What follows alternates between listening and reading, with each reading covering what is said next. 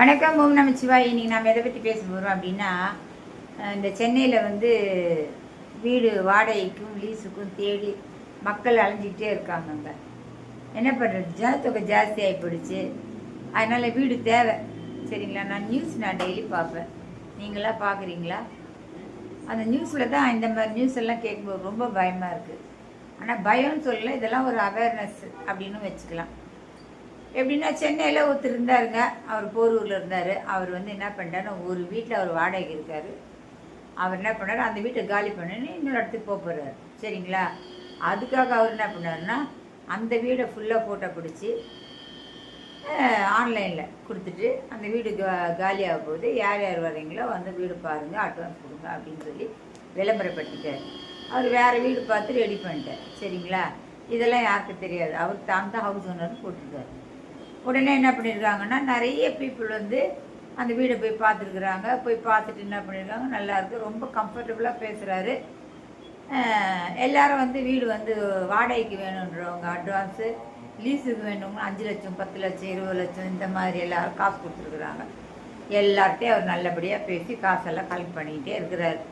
கிட்டத்தட்ட 1.25 கோடி காசு பணம் அவர் கலெக்ட் பண்ணிட்டார். கலெக்ட் பண்ணிட்ட பின்னாலே எல்லாருக்கும் ஒரே டேட்டாக சொல்கிறாரு. ஏன்னா அவர் அந்த டேட்டுக்கு 4 நாள் மேலே இங்கிருந்து அங்கே போகிறதுக்கு பக்கா பிளான் பண்ணிட்டாரு. 4 நாளுக்கு முன்னால் அந்த வீட்டையே அவர் காலி பண்ணிட்டு அங்கே கிளம்பி அந்த புது வீட்டுக்கு அவர் போயிட்டார். இந்த வீட்டை பூட்டு போட்டாச்சு.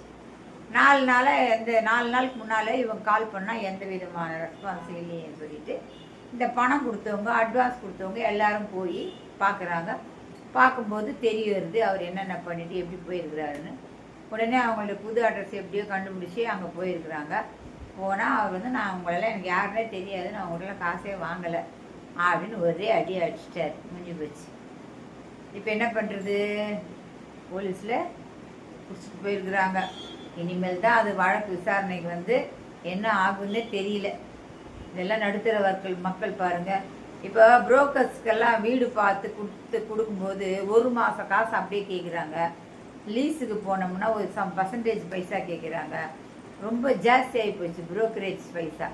அதுக்கு பயந்துருந்தால் மக்கள்லாம் இந்த மாதிரி ஆன்லைன்லேயே இந்த மாதிரி ஃப்ரீயாக நாம்ளே வீடு பார்த்து நாம்ளே செலக்ட் பண்ணி இந்த புரோக்கரேஜ் இல்லாமல் பார்க்கலாமே அப்படின்ற ஒரே கான்செப்டில் தான் அவங்க இது மாதிரிலாம் போகிறாங்க. இப்போ இவ்வளோ பேர் பணத்தை இழந்துட்டு நிற்கிறாங்க. அவங்களுக்காக நம்ம ஒன்றும் பண்ண முடியாது. கடவுள் தான் பதில் சொல்லணும். இவங்களுக்கு என்ன தான் நடக்கும்னு தெரியல. கிட்டத்தட்ட 1.25 லட்சம் அவர் வாங்கவே இல்லைன்னு சொல்கிறாரு. அது எப்படி ப்ரூஃப் ஆகுமோ, எப்படி தான் இவங்களுக்கு பணம் வருமோ தெரியல. எல்லாரும் உஷாராக இருங்க. நன்றி.